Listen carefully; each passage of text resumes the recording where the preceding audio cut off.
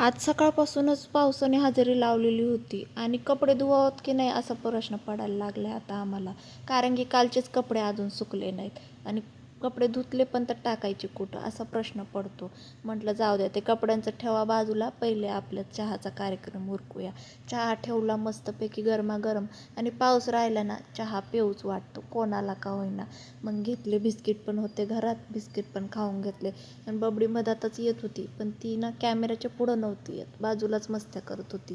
मग काय म्हटलं, चला आता थोडीशी तयारी करून घेऊया. मग तयारी काय मी मोबाईलमध्ये बघूनच केली आहे. म्हटलं चला आता ब्लॉग पण शूट होऊन जाईल आणि आपली तयारी पण होऊन जाईल. मग पटापट तयारी करायला घेतली आणि बाजूला बघितलं तर बबडीचं काय चाललं होतं. बबडी मस्त तिच्या सायकलवर दप्तर बिप्तर घालून बसलेली होती, जशी काय जणू माझी लेक स्कूललाच चालली, शाळेतच चालली. आणि खरं तर असंच ना, लहानपणीच मुलांना हौस वाटते मी खूप शाळेत जावं, शिकावं. आणि जेव्हा शाळेत जातं ना त्यावेळेला अजिबात त्यांचं मन लागत नाही. आपल्यावरूनच घ्या ना हो, आपण कुठं जास्त इंटरेस्ट दाखवला होता शाळेमध्ये. रडायचोच ना, मला नको पाठवू, मला नको पाठवू. मग काय नंतर संध्याकाळ झाली, म्हटलं दुकानात जायचं होतं, चला मग बाजरीचं पीठ यायचं होतं.